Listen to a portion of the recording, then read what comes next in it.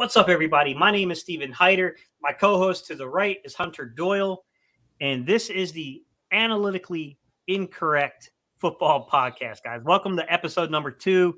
Thank you guys so much for taking the time to tune in and hear us talk about college quarterback. This is one of those topics that I got a feeling everybody's going to be everywhere on their opinions here about who they think the main guy is, if the Eagles should or shouldn't do something. I'll just start off by saying this, Hunter. I don't trust Howie Roseman.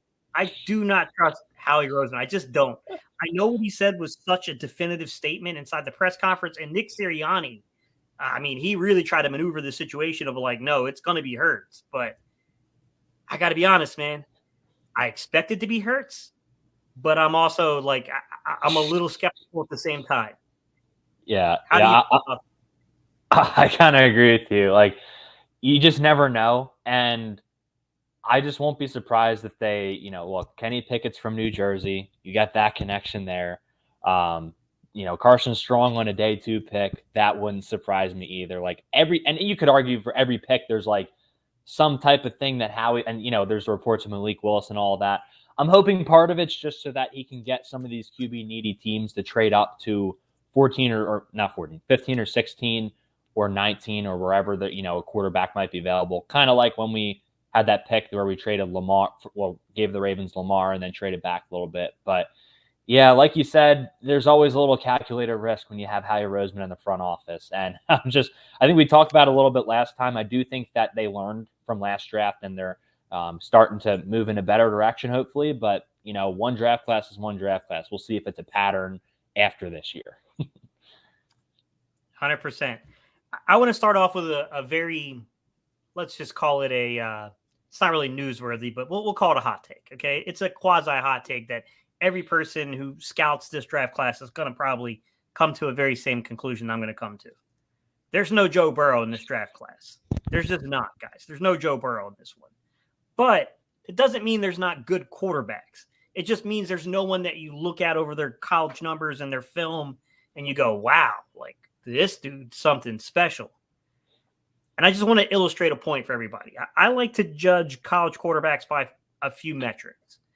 One of them is I love to take a look at what is your time to throw and what is that margin between how long you're throwing the ball over 2.5 seconds versus under 2.5 seconds. But the other big indicator to me is your pressure stats. I like to know when things are broken down, how do you respond? How do you react?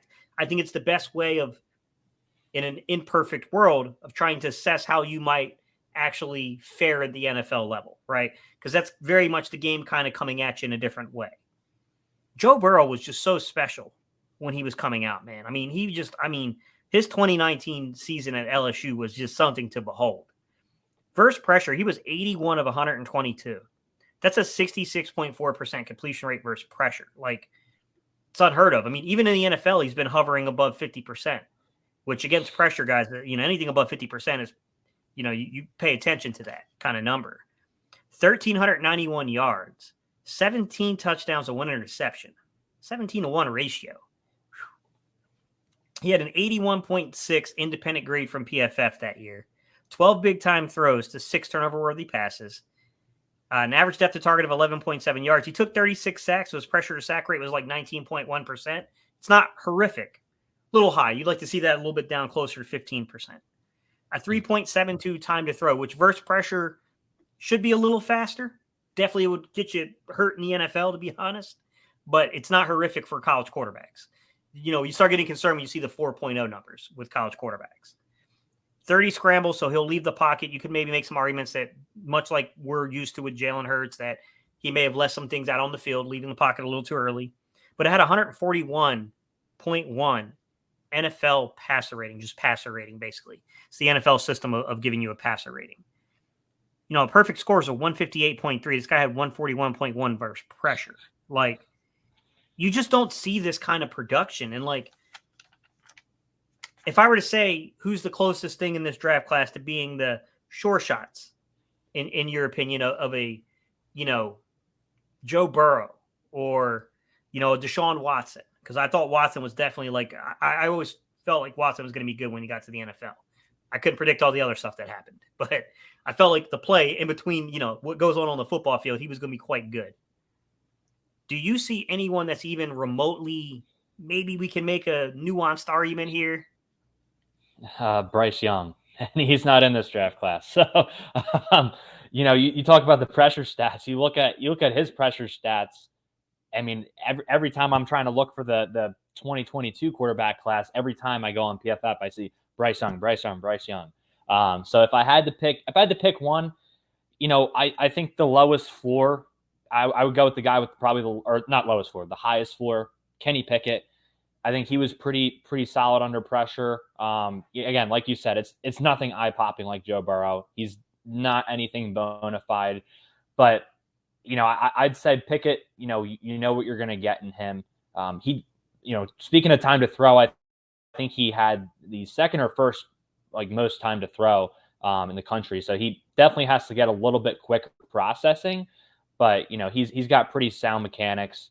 He can get the ball where it needs to go. He kind of has that, I think PFF kind of put on their draft guide. He has that feel for the position where he can lead receivers where they need to go, put them in positions where only they can get the ball. And yeah, he has some pretty good poise back there. It's just concern with him is the jump he took from second to last year to this year, kind of like Burrow did when, at LSU had not the most flashy year in his second to last year and then just had an insane season. Obviously not to that caliber because Joe Burrow won the national championship and had a absolutely ridiculous last season, as you mentioned. But Pickett's probably the closest I would say to, that, but I don't even think there's really much of an argument there in terms of a franchise guy. I like the way you stated that because I think that there's room to kind of make a nuanced argument there that if you look at the big time throws and some of the other underlying analytics, like Pickett's kind of close. He's not quite Burrow, but I mean, look, He was 45 of 102, so 44.1% completion rate. That's not quite the above 60% rate that Burrow gave you, but he did have 10 touchdowns and 2 interceptions. Not quite graded at that 80-some% that, Burrow was graded. He was graded as a 60. 9 big-time throws, 8 turnover-worthy passes. He gives you the big-time throws. He also gives you the turnover-worthy passes. That's kind of the issue with Pickett a little bit. Yeah. There's a little bit of a risk, a gamble with him versus pressure. His average depth of target was further than Burrow's, though, so he did take his shots, 13.6. I will say 31 sacks, very similar numbers to Burrow here. 31 sacks and a pressure to sack rate of 19.3%. Very reminiscent of what we saw with Joe Burrow.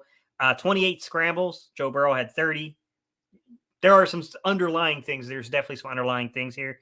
An 86.6 NFL passer rating. His passer rating was not quite what Burrow's was, but I definitely what you're saying in terms of the ball location, the ball placement, when he really sees it and, basically says, okay, here's where the blitz is coming.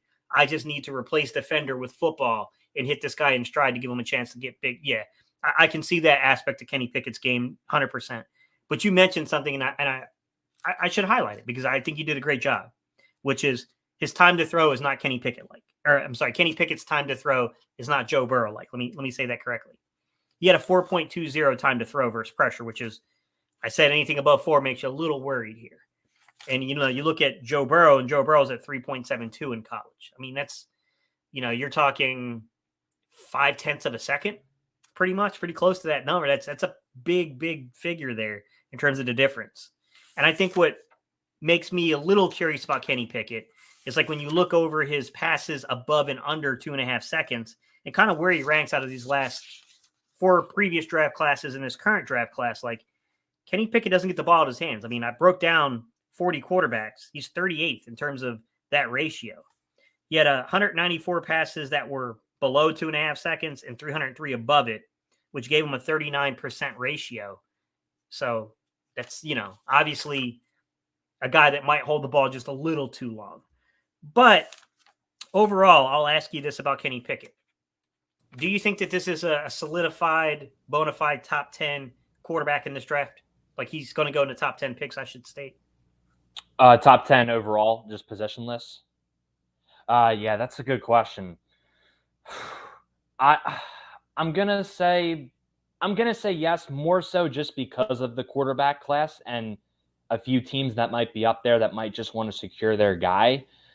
Do I think he's a top 10 overall talent in the draft? I'd probably say no. I don't think any quarterbacks are. I think there's a lot of strength at other positions. I mean, we could get into that another time, but Kayvon Thibodeau, Aiden Hutchinson, Kyle Hamilton, like there's a couple guys at the top that are bona fide guys, and I think there's some really good top 10 talent. So I'd probably say no, but I think he's probably right on the outside of the top 10. I'd probably give top 15, top 20 in the draft. I like that position ranking for him, and we're not projecting where he will be drafted, guys. We're just saying overall evaluation of the player. Kenny Pickett's kind of a weird one to talk about because one thing I will say about Kenny Pickett is that he does a great job of getting the ball across the middle of the field.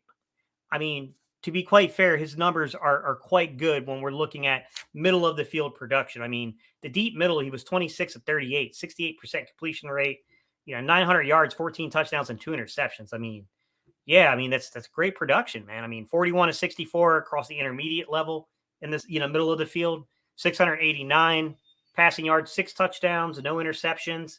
And then, you look at the short center, he's 91 of 117, which is 77.8% completion rate, 939 yards, 9 touchdowns, 2 interceptions, like crazy, crazy productive across the middle of the field. But I will say that when you look at his overall numbers, the overall, numbers in terms of the depth, he lived off that short area, that under 10 yards area where he was 153 of 194, 78.9% completion rate, 1,400 yards, 10 touchdowns, 2 interceptions. That's where he made his money, honestly. Like everything else is below 60% in the completion rate in terms of the intermediate and the long. How do you assess him as a prospect going into the pros? I mean, what is your feeling about him? Yeah, like you said, kind of living underneath, we talked, I think at least one thing I expected from Sirianni when he came into Philadelphia, and not just relating to this to the Eagles, it's going to connect to the whole NFL, but, creating that yards after catch for his receivers. I mean, Kenny did have Jordan Addison, who he had great chemistry with at Pittsburgh, who's probably going to be a really good draft pick in 2023. So, yeah, I would agree with your assessment. I think he's going to be a guy like distribute kind of that point guard type of role, get the ball out into your playmaker's hands, but also, like you said, rip it and grip it. He can step off that back heel and just rip it into the middle of the field and hit that backside dig if he needs to. So I'm not sure, deep ball, I'll be honest, I haven't watched enough of his deep ball to be honest to make like a really clear distinction on what that is. So I'm not going to speak on that. But from what I've seen, at least on live TV and going back and watching him a little bit, the short and intermediate areas where he'll thrive. So any offense that can kind of emphasize the yards after catch, I think he'll translate well into. I don't think he's scheme limited in the NFL. I think he'll be able to kind of adjust. Like he can play in the pocket, but also can escape and be a little bit mobile if he needs to. So I think he does open up the playbook a little bit for you, and I think he's going to be able to play within the style of a pro style offense in the NFL.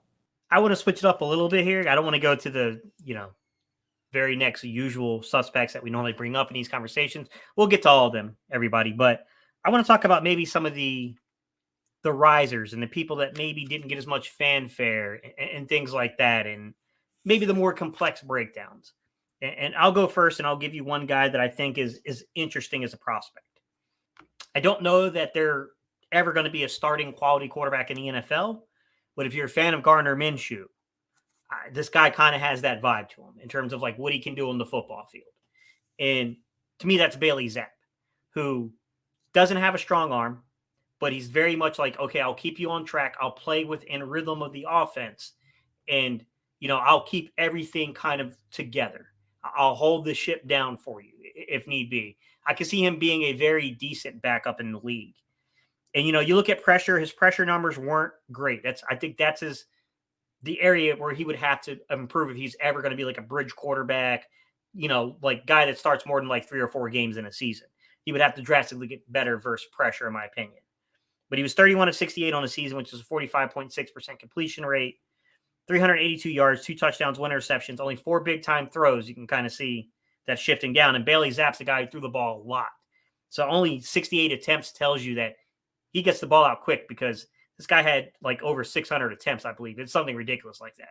And he got through the football a lot. 3 turnover-worthy passes, an average depth of target of 8.5 yards. He's not trying to beat you down the field. 15 sacks, a pressure to sack rate of 16.5%, conducive to a guy getting the ball out really quickly. a 3.89 time to throw versus pressure.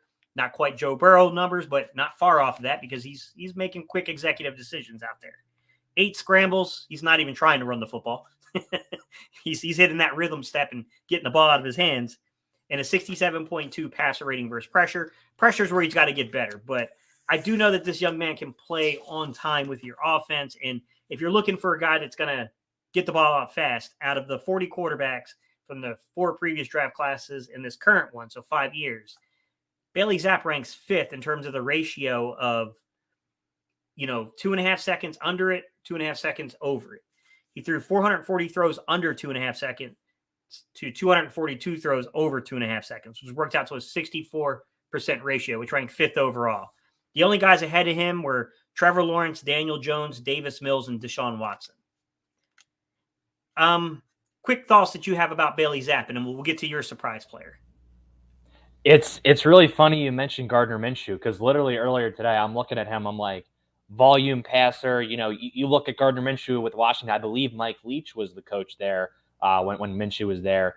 That's exactly what I thought of. He's a guy who's going to throw the ball 50 times a game, almost every game in college. But like you said, he doesn't have the arm strength. I think PFF mentioned that he left a Hail Mary short for midfield, so that's a concern.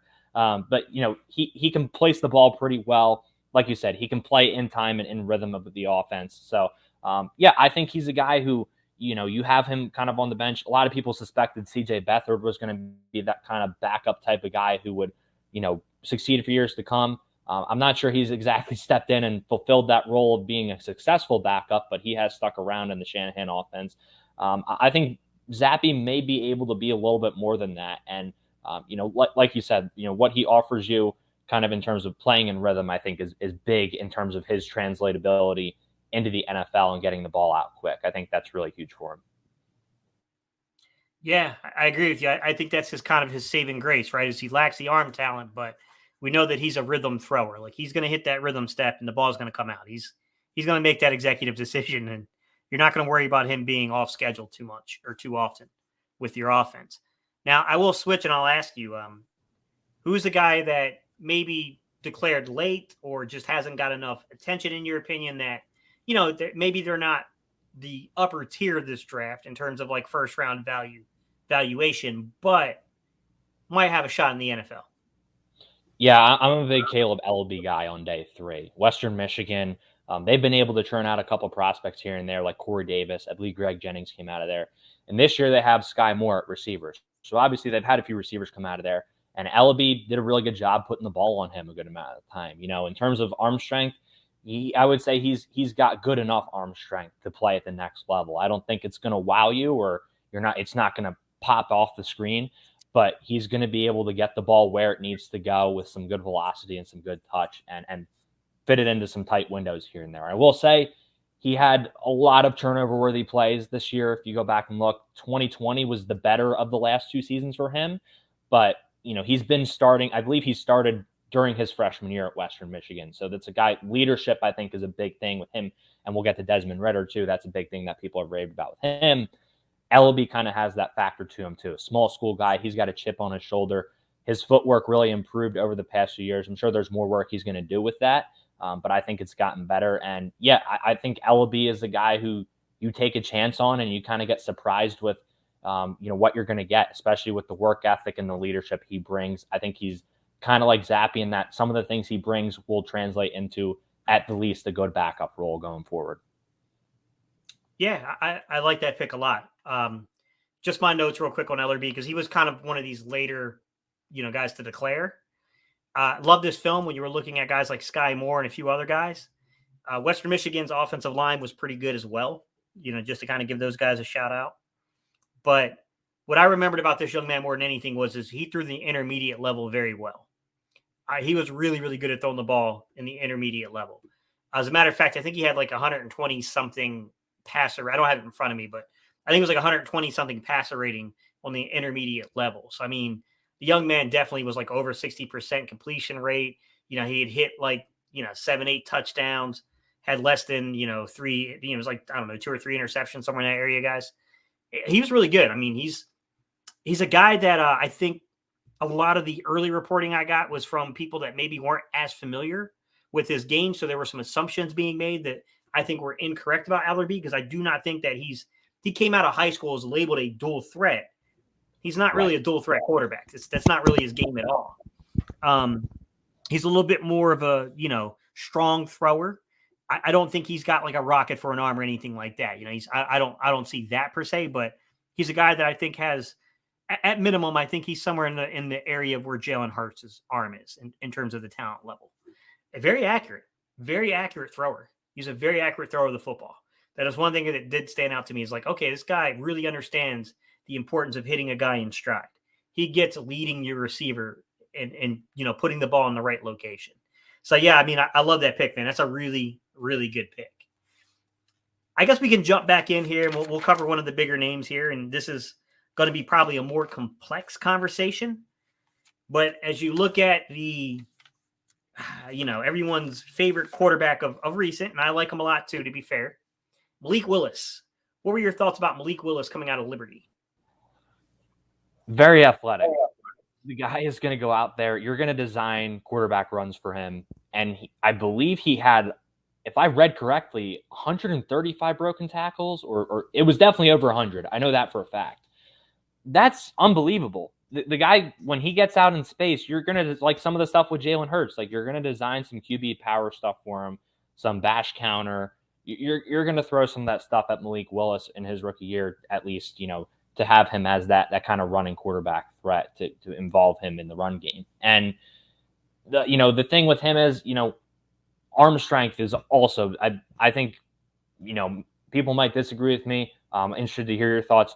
I think he's probably got the strongest arm in this draft class for quarterbacks. He can get the ball down the field. The only thing is the accuracy and decision-making when he gets the ball down the field or when he tries to throw some of those back shoulder passes. Granted, part of that was also due, like you said, this is a complex conversation because part of it's also due to, one, the structure of Liberty's offense and, the talent level he's playing with. Because even when you go up again and watch kind of his tape against a Power 5 school like Syracuse per se, which I was watching a little bit earlier today, that's still tough to make some, assumptions because of the talent he's playing with and the lack of ability they kind of have to go up against. Like Syracuse has had a couple guys drafted out of their secondary into the NFL going up against these Liberty wide receivers who probably have no business being on the field with them. So that, I think, is something that kind of benefits Willis, and that you don't really know quite what you're going to get. I know this has kind of been, a big thing. I would agree with it. I think he's kind of a project like Trey Lance coming into this upcoming season. You're going to need to give him time. And there's just a couple balls here and there that come out a little bit wobbly. And you even saw that with Lance in his rookie year too. There's things you got to get cleaned up.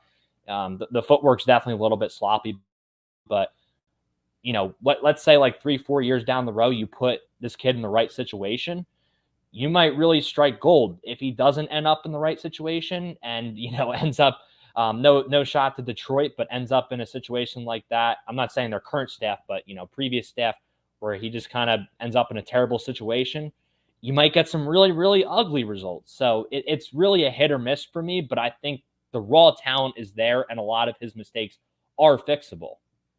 I think it's a really interesting contrast on the topic of Malik Willis, of looking at the structure of quarterbacks and the way they've been drafted of recent, the last 4 or 5 years in particular, in the way the AFC has gone, the way the NFC has gone. And of course, there's outliers like Tua, and things like that, of course. Although I will say Tua is probably a little bit more of he can avoid the rush, he can elude it, but he's not quite Jalen Hurts. He's not quite, what I think Trey Lance will be in the NFL. He's not quite, he's not Kyler Murray. But that kind of brings me to the conversation of looking at these guys, in the NFC and just the type of quarterbacks that are coming into the NFC. And we'll start with, you got Jalen Hurts in Philadelphia, but outside of Jalen Hurts in Philadelphia, you mentioned a guy like Trey Lance. And I think that's a really great comp, to be honest with you, because Trey Lance makes a ton of sense to me, because Trey Lance and Jalen Hurts were both these somewhat bigger framed quarterbacks, right? I mean, you talk about different statures and height and what that frame is, but, Jalen Hurts is easily 225 pounds, and he's very much, he's built more like a linebacker. You just look at the cast of characters here. Jordan Love, that's in Green Bay, Trey Lance in San Francisco, Kyler Murray in Arizona. You got Jalen Hurts in Philadelphia. Chicago has Justin Fields. I guess what I'm alluding to here, beating around the bush to get to, is that it just feels destined that somehow, some way, Malik Willis is going to end up in the NFC. That's what it feels like to me, just given the nature of how these two conferences have stacked quarterbacks. Because you go to the other side, and you got like Mac Jones and Joe Burrow and Justin Herbert. It's a completely different feel in terms of the way the quarterbacks are out that way. The outlier, of course, being Josh Allen, being the outlier, because Josh Allen definitely feels like maybe they should just move Buffalo to the NFC because he seems to fit with the rest of the model out this way. I think you hit the nail on the head, right? Tremendous talent. Probably has the strongest arm. I'd say it's between him and Carson Strong. I think they're both very, very strong arm quarterbacks. Not particularly good versus pressure, guys. 38.9% completion rate, 28-72. 4 touchdowns, 4 interceptions, 13 big-time throws. At least he hits big-time throws versus the pressure. I mean, if you're going to be flawed, you better have some playmaking ability if you're going to be flawed like that. 8 turnover-worthy passes, average depth of target of 16.3 yards. I mean, he takes his shots down the field, clearly, versus pressure. 51 sacks, though. 51 sacks for 30.5 pressure to sack rate. The only other person in terms of the pressure to sack rate that I've really broken down that's like crazy high on that number is really like Kenny Pickett. Well, no, Kenny Pickett's like 19. Sam Howell. Sam Howell's also like right around that 30% rate to where he's scrambling around, doing a little bit of running around, trying to play hero ball a little bit. And I definitely think that's part of it, guys. I think that's part of the struggle with quarterbacks is trying to figure that part of the situation out. He had a 4.63 time to throw, which, a 4.63 time to throw is a tremendously long length of time to stand in the pocket and try to throw the football.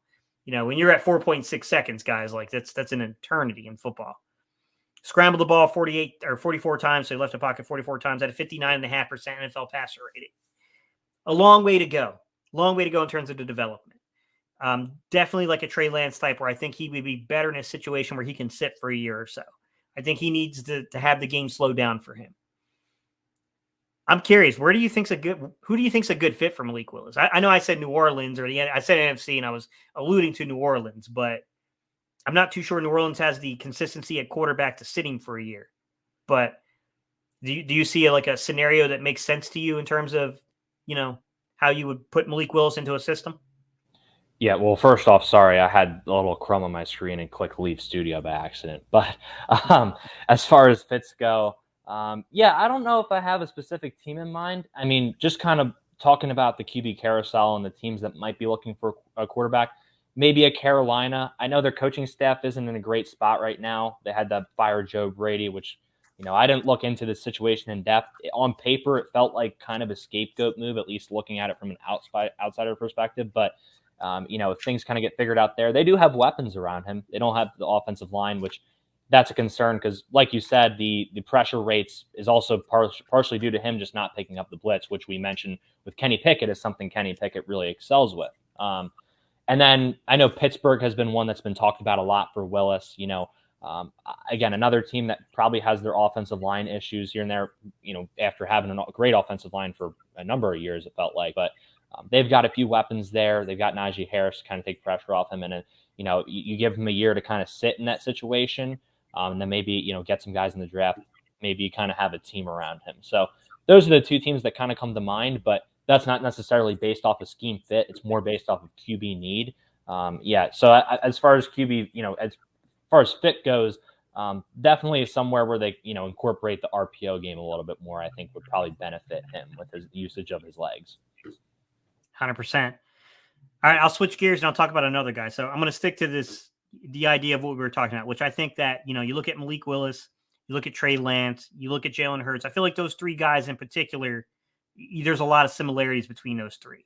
But another grouping of three that I'll give is that, you look at Justin Fields in Chicago, you look at Kyler Murray in Arizona, and the next guy I'm going to mention is Matt Corrral. Very mobile guys.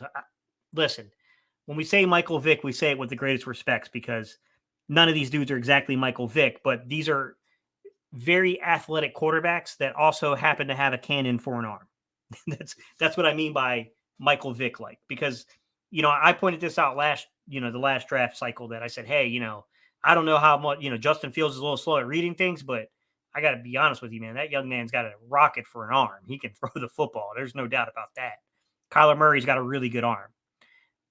I'll be honest with you, Matt Corrral, when you watch this film, the arm talent's there. It pops off at you. You see it. It's definitely there. Is it Malik Willis's arm? Probably not. Not quite that, I don't think. But Matt Corrral, just like Malik Willis, is another one of these young quarterbacks that playmaking ability's there. He's just not good versus pressure yet. And he ranked 38 out of 40 quarterbacks over 4 previous classes in this current one that I graded. 36 of 84, guys, 42.9% completion rate. 445 yards, 2 touchdowns, 4 interceptions, 3 big-time throws to 6 turnover-worthy passes. I mean, right away, you get the theme here. More interceptions than touchdowns and more turnover-worthy passes than big-time throws. Never a good place to be in versus pressure, clearly. Average depth of target of 8.8 yards. As big as an arm as he has, as you see at times, he doesn't push it versus pressure. He doesn't try to beat the defense with it. I really wish that there was more of an opportunity for him on film to see that, and it's just not enough of it. 21 sacks, but a pressure to sack rate of only 15.4%. He does get the ball out of his hands, and he's got a good arm, and he's athletic. Like, he's more mobile than what people might realize. So, you take that pressure to sack rate, the 3.5 second time to throw, which is a really good marker for a college quarterback. It's a great marker for a college quarterback. 29 scrambles, still shows you he leaves the pocket probably a few times before he should. A 48 NFL passer rating. If you dig deep enough and you're trying to project upon talent, not the production at the college level, because the production's not there, but the young man has a really good arm. He can make quick decisions. He can make decisive decisions. The problem is that the offense is not very complex at Ole Miss. And it was a whole lot of 1-read design stuff, 2-read high-low concepts, and if you ever got to a 3-read progression, it was a lot of flood concepts. So it wasn't very complex. A lot of easy give-me stuff there. But the underlying talent's there. I mean, we see the pressure to sack rate's great. The time to throw is great. We know that he'll execute the offense if you set it up for him. I mean, he'll leave the pocket, but it shows you he's got mobility. He's just, he's got to learn to play a little bit more on schedule with the offense. If I judged him and I looked at just kind of basically the underlying numbers in terms of above 2.5 versus under 2.5 seconds out of 40 quarterbacks broken down over these 4 previous in the current draft class, he ranked 13th. He tied 13th with Pat Mahomes, interestingly enough, is who he tied with. He had 222 throws that were under 2.5 seconds and 170 that were over 2.5 seconds, which worked out to a 57% ratio. What do you think about Matt Corral? What is your opinion about Matt Corral? No, you said it. The third progression is not quite there yet. It's, like you said, flood, cell concept, whatever you want to call it. All that type of stuff where you're just trying to get 3 guys in 2 zones, or against 2 defenders. So, look, another guy, leadership is off the charts. Yeah, especially, I know he's had a rough backstory and just coming up from that and making a lot of strides. There's like, he's a confident thrower, I think is the way I put it. Like, even when he makes mistakes, he'll go back out there and rip it and throw with anticipation, and he trusts his guys. The only thing is, like you said, a lot of those are, some of those are quick reads. I think he was maybe 3rd or 5th in the country in screen yards. So a lot of times where they were setting stuff up for him. And, there's footwork issues like every quarterback. Like, I know JT O'Sullivan said, a little bit too toesy. Heel clicky on deep throws. That's something that most of the young guys struggle with, I think. But my bigger concern is probably durability, because unlike the Malik Willises and some of the other guys in this draft class who are around, like Sam Howell, 220-ish, Jalen Hurts, 225, I think Corral is only like 205. I think he's 6'1", 205, if I'm not mistaken. And he did not learn to slide very much at Ole Miss. He had plenty of opportunities. There were occasional times where he would slide, but he's just so much of a competitor that he'll go out there and just go dive for the first down every time. And obviously, being Eagles fans, we know what happened with Carson Wentz. And Carson Wentz was a bigger guy too, but we know what happened after a while, after he took 1 too many hits, and then one of them ended up being sandwiched in between 2 guys. So that's my biggest concern with him. I think also just timing on some of his deep balls, is something he needs to work on a little bit. There's just a couple deep balls where the placement isn't quite there, But that's a little bit nitpicky. I mean, there's plenty of deep balls you could pull samples from where he hits them right in stride. So, I like Matt Corral. He's the one guy. Trey Lance was kind of my sleeper after the 2019 season, and then 2020. I always try to pick a sleeper. Corral was my sleeper coming in over Rattler and Howell. Mid-season, I was really high. I was like, all right, I picked the perfect guy. He's going to end up being the number one in the class. Now I've kind of simmered back down on him. I think he's, kind of not middle of the pack, but, he's definitely not 1 or 2, I would say. Maybe you could make an argument for number 2, but I think he's another guy. He has a high ceiling, but could have a little bit of a lower floor. But I think in terms of you're talking Pickett, the guys we talked about, Pickett, Willis, Corral. Willis, I think, very high ceiling, very low floor at the same time. Pickett's kind of a very safe pick, and I think Corral's kind of in between those two in terms of, safety versus risk and all that. The next guy I'll bring up in this discussion is Desmond Ridder from Cincinnati. Very intriguing guy. Some of the underlying analytics are really good, but hard to place because there was an element of his offense or his style of play that was kind of like, oh, you're bringing pressure. Where is Pierce on the football field? I want to give this guy a contested catch opportunity. It was definitely a part of his film. There's no doubt about that, about Ridder. Versus pressure, he was 27 of 63 with 42.9% completion rate. Not the highest, but pressure makes us all human as quarterbacks, to be honest. Unless you're Joe Burrow. 522 yards, 6 touchdowns, 2 interceptions, 5 big-time throws, 4 turnover-worthy passes. You'd like to see a little bit more production there, but what I think is encouraging is when you look at his 14.6 average depth of target. He took his shots, like I said. There was an element of where's Pierce, get the ball to Pierce. See what we can do here. 27 sacks, though. It's 26.7 pressure to sack rate. He's got to work on that. He's got to definitely work on getting the football out a little faster at times. But I will say, when you judge the time to throw, and here's the kicker, this is what makes this complex. 3.46. By far, he has had the fastest time to throw versus pressure of any quarterback that we've graded so far. So there is an element of holding it too long and getting sacked, trying to get the ball out there to Pierce and contest to catch things. But if you judge the totality of the work, he is faster at it. He will get the ball out of his hands pretty quickly. So 11 scrambles. He doesn't look to run right away, which is a good sign. A 90.8 NFL passer rating. The NFL was pretty high on him. I mean, it's not above 100, but given the underlying numbers of only having a 43% completion rate, basically, that means that they liked what they saw on the film. That's fairly high. What are your thoughts about Desmond Ridder? Like, what did you think about him as a prospect? Yeah, I think you kind of hit the nail on the head with most of it. He's a fairly quick processor, like you said. I think overall, just outside of pressure, I think he had the 6th or 7th fastest time to throw at exactly 2.5, ironically enough. Gets the ball out quick. Like you said, part of that is you had a guy like Alec Pierce who you can throw the ball up to, and that helps. But got to give him his credit. That's a long body of work, and especially you consider he did go to the semifinals. So that's a really big body of work compared to some of the other guys that might only have 11 or 12 games. So look, and that, like I said earlier, leadership and competitiveness and toughness, that stuff's unquestioned. The dude came back for an extra season just to go try and win a national championship. And for an AAC school, came pretty close to doing it. I mean, honestly, I think he accomplished a lot of what, he set out to accomplish. I know he wanted to win the Natty, but realistically, you're not going to go out there with a Cincinnati football team and go beat an Alabama football team. That's just not realistic. So he played well. And biggest concern with him, I think it's mostly the ball placement. That's something that he really did struggle with from time to time.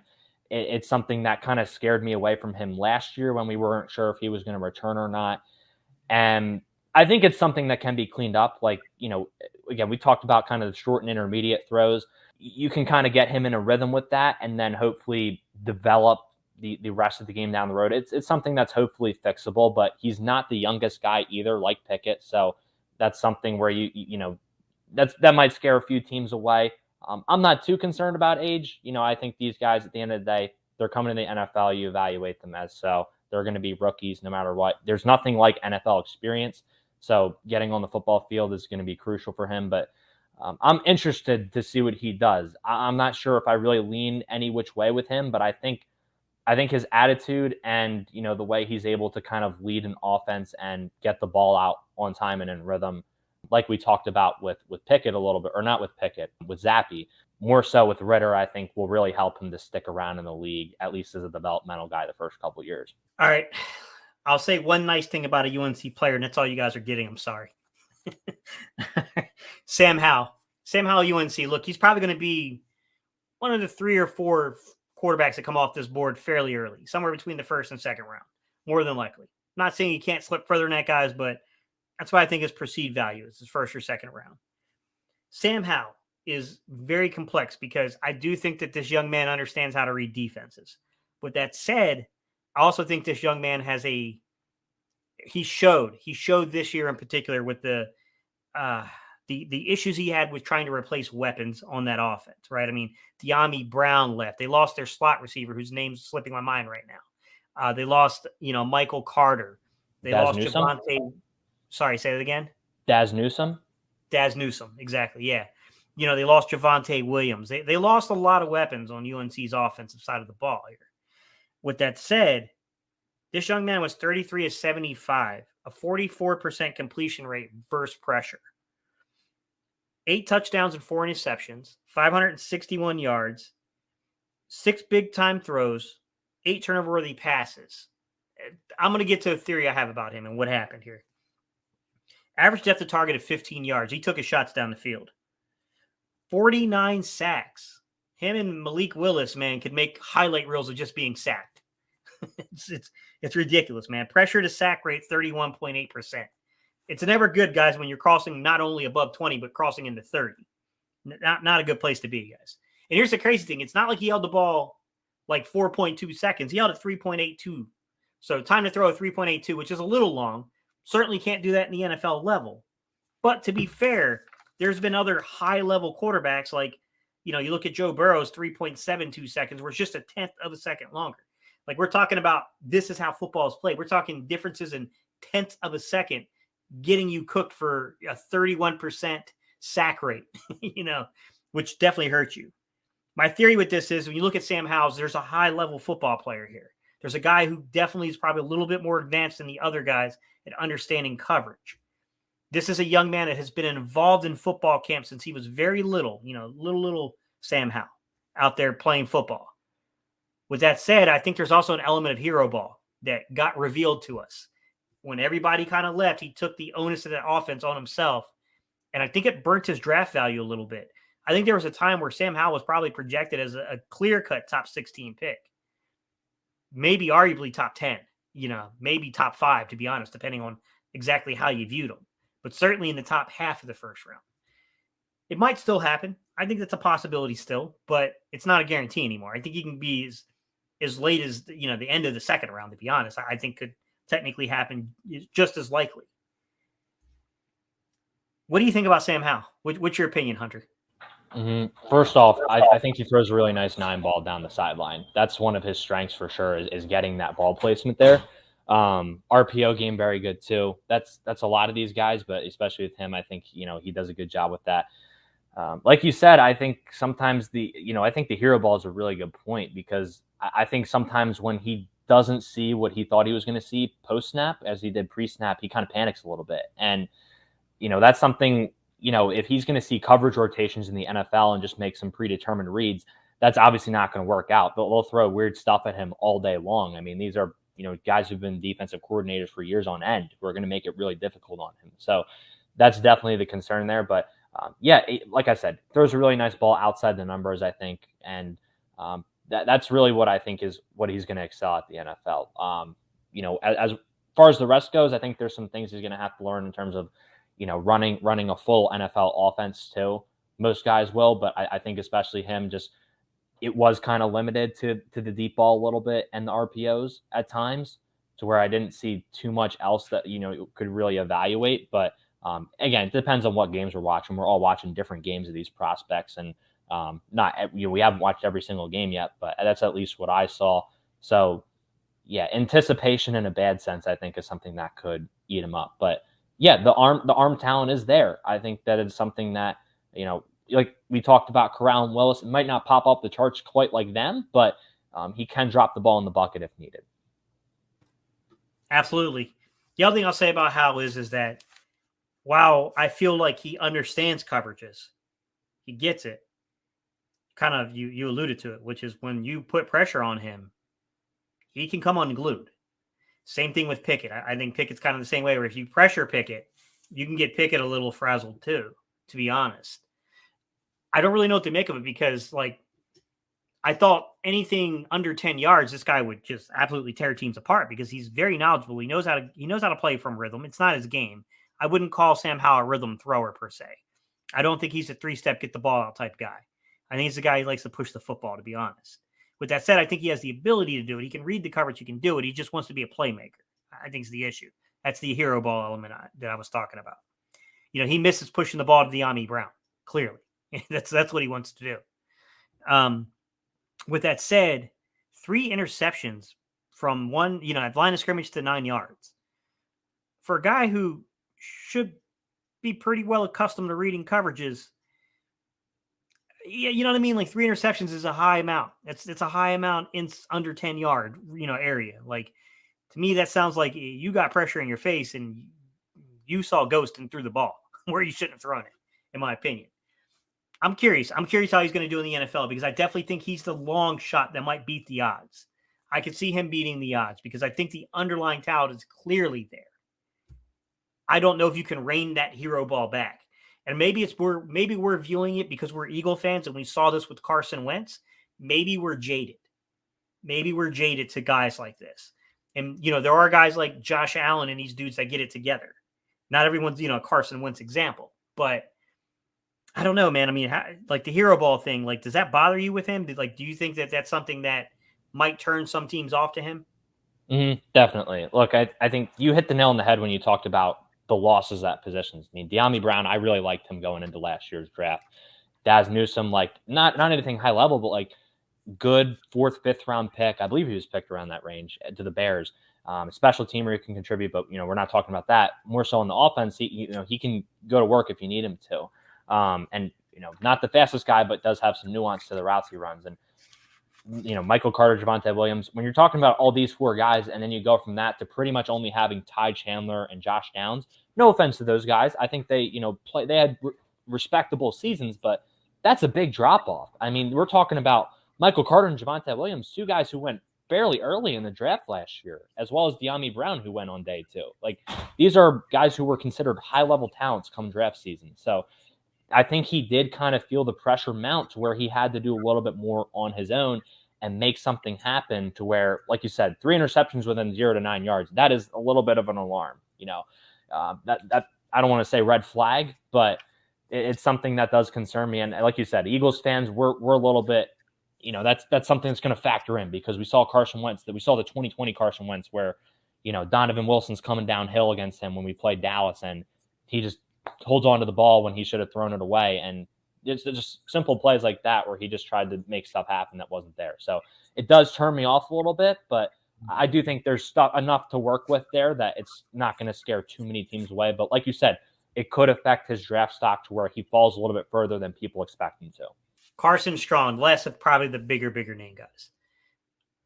Utterly disappointed by his film. It's not that I don't like the player, man. I think there's something there with Carson Strong if you can keep that knee bandaged together somehow. With that said, this is a guy that has tremendous arm talent, and it wasn't on display on the film. He didn't push it enough. I mean, this guy's average depth of target versus pressure was 9.7 yards, and he's got an absolute cannon. It was like wasted time, wasted energy, wasted opportunity. Not really energy. It's really wasted opportunity with Carson Strong. The guy ranked 10th in terms of passes under to over 2.5 seconds, which is not what I would have expected. I thought this guy would be like, you got to rein him back a little bit with that. He's trying to play too much with the arm talent. It's not the case at all. 311 throws that were under 2.5 seconds, 224 that are over 2.5 seconds, 59% ratio there. Carson Strong has all the arm talent in the world.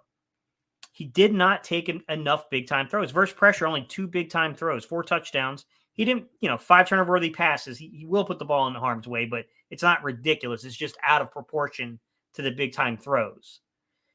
39 sacks, 24.5%, pressure to sack rate, which tells me that when the pocket breaks down, you're in trouble with him. I don't think it's quite the Kyle Trask level issue, but it ain't much better. You know what I mean? Like, it's not much better than Kyle Trask. What were your thoughts about Carson Strong? Because another guy gets the ball out fast, 3.49 seconds versus pressure, which you don't have that much to guide him versus, in the pros. When he does push the ball downfield, he does so with some incredible touch. Like he has the arm talent, like you said. He can drop it in the bucket and make some really nice throws. They had Romeo Dubes there, who he made some really, really nice deep throws too. But we have Cole Turner, who I think is tight end in this draft class. I think he liked to dump it off to him a good bit rather than take some of those shots sometimes, as you mentioned. So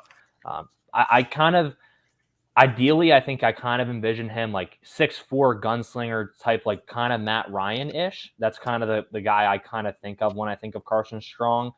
If he's willing to take some more shots. Matt Ryan obviously had the luxury of having Julio Jones, which helps a lot. But look, this is still college football. We're still playing in the Mountain West. Romeo Dubes was kind of a matchup nightmare for some of these other corners at times, who probably aren't going to be in the league. So I think got to get that aggressiveness up a little bit, but I do think he has the arm talent there, as you mentioned, and I think I'm excited to see. I'm excited to see where he ends up, because I think it'll depend on who's in the coaching room with him and what kind of team he ends up with and what offense he ends up with. Because I just think a dink and dunk offense would just be a waste of his potential. Honestly, I don't think he couldn't do it, but I just would like to see him if he can start to.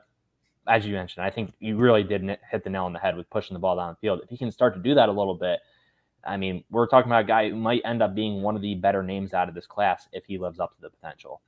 He just feels like a Pittsburgh guy to me. He feels like a dude that would fit Pittsburgh's scheme so beautifully. They want a guy that can play on schedule and can play on time with their offense, but also has that Ben Roethlisberger frame and ability to push the ball down the field. The problem with Carson Strong is that he's also probably already coming out of college pretty close to the injury history of a Ben Roethlisberger. So you're going to have to be a little careful with that because, he is dealing with some stuff. I like his talent level. I do. We'll talk two more guys real fast, guys. Brock Purdy, Jack Cohn. I'll combine them together here, guys. Very similar numbers in terms of playing versus pressure. The difference being this. Brock Purdy showed a little bit more athleticism. When you look at his sacks, 22 sacks, which works his way out to 15.4 pressure to sack rate, which wasn't very high. But he had 26 scrambles. And then 4.31 time to throw. Spent an eternity behind the pocket. Didn't get sacked a lot as a result of that. It's got to be due to that some athleticism. There's got to be some inherent athleticism to Brock Purdy. 10.3 average depth of target, pretty much the same exact as Jack Cohn. The difference is when you look at Jack Cohn, you got a 3.1 time to throw. The fastest of this draft class so far. Jack Cohn. He finally surpassed a couple of guys for us. Jack Cohn, though, here's the thing. He's very stationary. Only 4 big-time throws, which is not very high. Brock Purdy only had 2 big-time throws. But he's more of a professional-style quarterback. 34 sacks, man. 27% pressure to sack rate. Like, gets the ball in 3.1 seconds. There's just not, to me, Jack Cohn the pocket breaks down, you're in trouble. He's not giving you anything, man. He played at Notre Dame last year. I think Cohn transferred from Wisconsin, I want to say. Wisconsin. Yep, that's correct. What do you think about Brock Purdy and Jack Cohn? What are your opinion on those two guys? Yeah, you talk about Jack Cohn, obviously playing at Wisconsin, you're going to kind of get a little bit of that pro style under center feel. So that'll help a little bit. You obviously had guys like Clement, Melvin Gordon. I'm trying to think. There's one other guy who played there. But, you're going to get a little bit of that play action feel with him. And he had to adjust a little bit going to Notre Dame. But as far as Purdy goes, I watched Charlie Kohler, Iowa State tight end. I watched a little bit of him. I worry about Purdy a little bit getting outside of the pocket too and extending the play. Not that he doesn't have the athleticism. It's just sometimes the decision making and trying to force it a little bit. Not even when he's outside the pocket. Sometimes just in the pocket trying to force it a little bit. There's a reason both of these guys are kind of probably day 3 picks. So I think Cohen, I'd probably be willing to kind of take a gamble on maybe. I don't know if I'm putting too much stock into either of these guys. I'm definitely leaning more Cohen than Purdy here. But, yeah, they both have some tools that you can at least warrant, like, training camp arm, I think. The last guy I'll just touch on really briefly, guys, is Skylar Thompson, and we'll round out this conversation. Skylar Thompson, Kansas State. He didn't play a ton of snaps, but he was 43 of 70 for a 61.4% completion rate. Very high completion rate versus pressure, guys. 641 yards, 3 touchdowns, no interceptions, 6 big-time throws, 6 turnover-worthy passes. So although he didn't throw any interceptions, it doesn't mean he didn't put the ball in harm's way. He definitely did. Average depth of target, 9.2 yards. He wasn't pushing the ball down the field, guys. 18 sacks, which works its way out to a 19.1%, kind of rate. It's right around the average, just slightly above it. 3.8 time to throw. It's not horrible. It's not horrific. It's under 4 seconds. Still got a ways to go, though. It's got to get that down 3 to 4/10 of a second. 16 scrambles and 105.7 passer rating versus pressure. I wish there was a bigger sample size for Skylar Thompson. I definitely think there is a excitement there if you're looking at a late day 3 pick that's just you're throwing something at the wall and you're hoping it sticks. There's some underlying data there to say like, interesting numbers from this young man. Like maybe some courage under fire here, a little courage under fire when it comes to pressure. Maybe that works out really well in a backup role in the NFL. I mean, I could see him kind of being one of those kind of heroes that comes in late, but here's the problem. He likes to hold the football. And that 3.8 versus pressure is not a good representation of his overall numbers. Because if you look at under 2.5 seconds to over 2.5 seconds, 78 passes under 2.5 seconds, 157 over 2.5 seconds, which is a 33% ratio, 40th out of 40th guys. He beat Jalen Hurts. Congratulations, Skylar Thompson. No, I'm joking. But yeah, he's definitely a work in progress. But just like Jalen Hurts, he had really phenomenal numbers versus pressure. I'm going to guess that I don't know this young man that well, but I'm going to assume there must be some athleticism here because that's a pretty incredible number for a guy who's holding the ball. Yeah, I agree with you there. He's definitely got a little bit of athleticism, and he's got a little bit of a swagger to him too. That while him and Minshew aren't comparable play style, he brings that kind of same energy that Minshew brings that you like out of a day 3 pick, and the confidence too. The confidence kind of oozes. So while I think there's some unconventional aspects of his game that he needs to work on, and some wild mechanics that he needs to clean up, again, like you said, it's like throwing the dart. Just throwing a dart out there. I'm willing to see if he can take advantage of a shot in training camp and kind of earn his way onto a roster. I think his confidence alone will keep him around for camp at least somewhere. 100%. I could see that. I definitely think that he's got a shot if someone gets injured and allows him to sneak his way in there, he's a guy to watch for, because if he can sneak his way in there, I can see Skylar Thompson lighting up a preseason game just because he's too he's like too arrogant to realize that the moment should be bigger than what it is. He's like, down 30 points. I got this. He's definitely got that air to him. You know what I mean? Like, absolutely. I can see Skylar Thompson, people going like, did you see this dude play in preseason? I could see it, man. I could definitely see him being one of those guys. Yeah, exactly. Yeah. Yeah, exactly. We'll round it out just to tie this into a nice, neat bow because we're going on an hour here. Let's go back to the original conversation about the Eagles. What do you think happens here, Hunter? Do you? I know I can't predict it either, but do you think that this is a better possibility than maybe he's been made of so far about us taking a quarterback early in this draft? Yeah, I really do think, I might have mentioned this at the beginning. I really do think part of it is that, there was reports that there was false stuff put out there to kind of, earn the trade back last year. I'm not sure how true those are, but I know Howie threw out or Barrymore was rumored to us at 6 at one point, maybe not 6, at 12 or whatever it was. I think part of it is that because there's going to be teams in the first round. Anytime you have 3 first-round picks, there's going to be talks about that. I think we'll probably take one on day 3. That's where I'm at. Whether it's a Skylar Thompson, that would be something else to get him in the room. An Ellaby, a Zappe. I think one of those guys is a possibility. Day 2, maybe a Carson Strong, or let's say one of the top guys falls. Maybe the Eagles take a chance on one of them. But I think it's most likely they're going to stick with Hurts. Is kind of the conclusion I come to with this class. I don't think there's anyone who jumps out to me enough to where I'm like, all right, this guy's a definite upgrade over Jalen Hurts, where it's like, okay, this guy could be an upgrade over Hurts in the long term, but it's just really hard to project right now based on where they're all at in their progression. I agree with everything you said, but I'll add a little context so we're not just saying the same exact thing twice here. But I agree with everything you just said. I'll say the 2 guys that concern me. I don't think one of them should be there. I think Kenny Pickett is going before we pick at 15. I think he's going to come off the board before that. Mm-hmm. If he is there at 15, I'm concerned. Like, I am concerned that how he might make that pick. I generally have the same feeling you do, that they're going in with the plan that, okay, we're going to run this out one more time with Jalen Hurts. I think that they like Jalen Hurts a lot. I think that he did make some very, subtle improvements to his game last year. I think that if you look and you understand the numbers that he played versus pressure, it's not perfect, but he's a very, very highly rated player versus pressure. Now, he created some of the pressure stats because he left the pocket when it was unnecessary, and he's got to get a little better at that. But his passer rating is quite good versus pressure. I will say that, there are some other subtle points that I saw where Jalen Hurts got a little better. Like, he got marginally better on third down. I still think there's worlds to go before this guy becomes a, top 12 quarterback kind of consideration, one of those elite type guys in a conversation here. I think he's still got a ways to go on some of these very important markers like third down. It's complex, man. It's really complex when you break down Jalen Hurts because there's some footwork issues here. He's got to learn how to get to the rhythm step and get the ball out. He's got to learn how to read leverage. It's not really coverage as much as people are saying. It's more so him getting comfortable with the leverage of the corner and the receiver and knowing, okay, if I place the ball here, as long as my receiver and I are on the same page, this is a completion. I think that's going to be the next step there for him. And then I think Nick Sirianni has to give this man more autonomy at the line of scrimmage. Because a lot of times I'll see people who will put clips of plays up on, on Twitter and on all these different various platforms.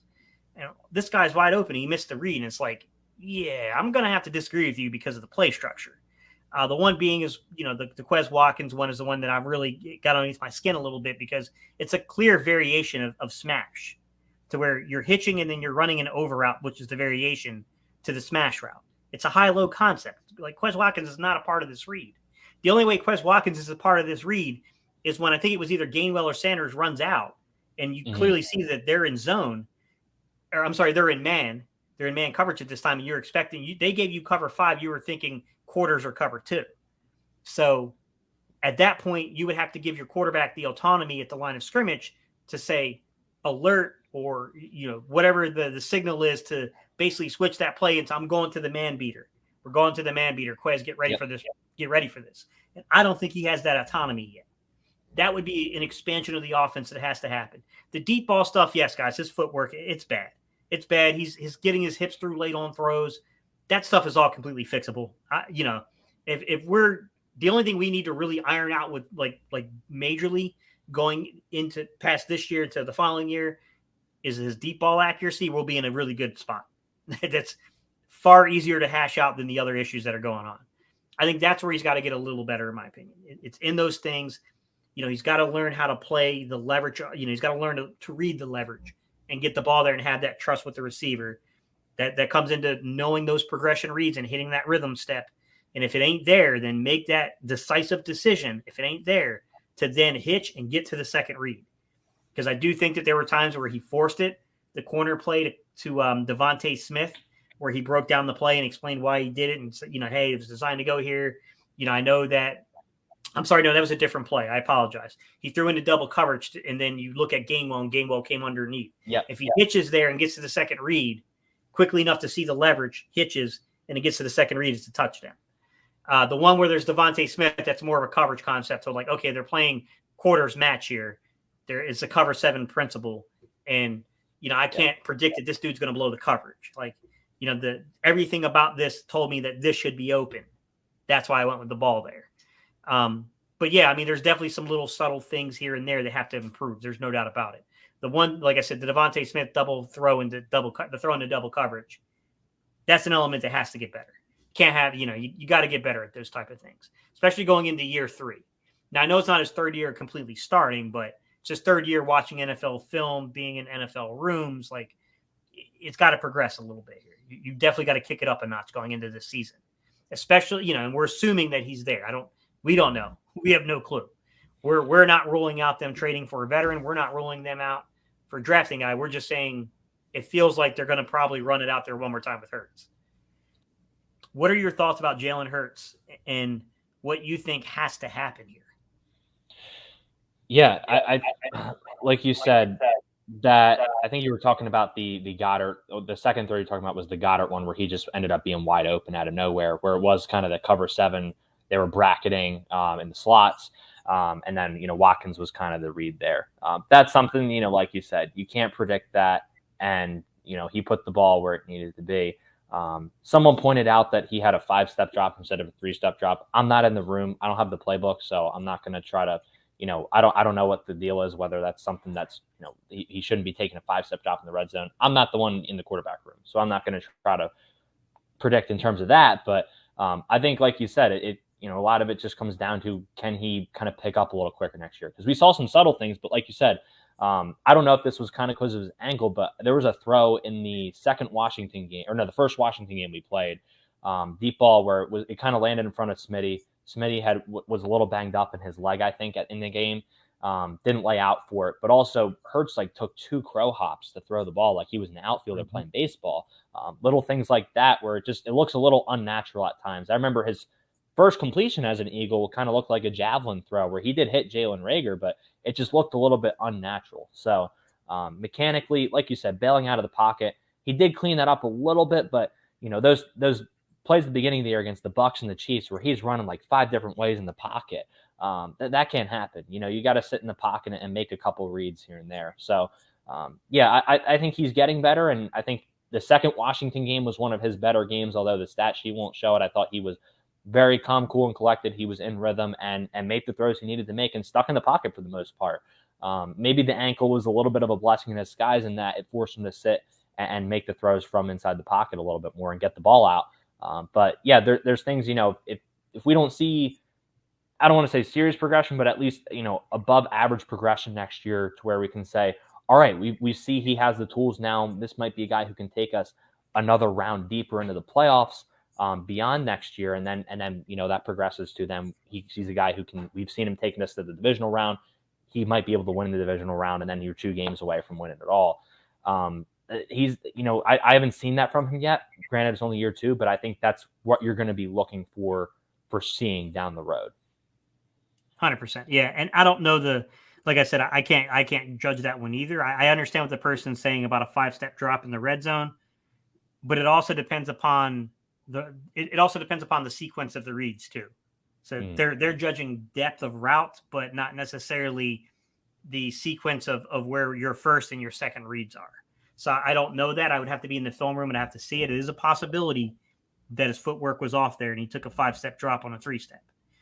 It's possible, but I can't really weigh on that one either without being in the room to talk and to see what's going on and try to get the idea of why we're taking such a drop there. It's difficult, guys. I mean, there's a lot of executive decisions in these things that you have to be in the room to know what the heck is going on there, to be quite honest. So guys, we really appreciate you sticking this out with us. We're going on 1 hour and 10 minutes. We're getting ready to close this out. Thank y'all so much. My guy Hunter here, he's a college student. It is Friday night when we're recording this, although you guys are hearing it on Monday. I'm sure he wants to get out there and be a college student, maybe do some studying or some other stuff. Central time. It's Central time. We're good. Central time. Okay, so he's a little earlier in the day than we are. But Hunter, I appreciate you.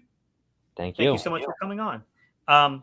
Next conversation, maybe we can talk about the expansion of the offense and what needs to occur, and maybe give some ideas between the draft and free agency of how you can expand upon the offense and what can make this thing maybe start to click a little bit here. Absolutely. That sounds great. All right, guys. Thank you all so much. We appreciate each and every one of you guys for tuning in and watching the show. And we will see you on Wednesday's episode, guys. Peace. We're out of here, guys.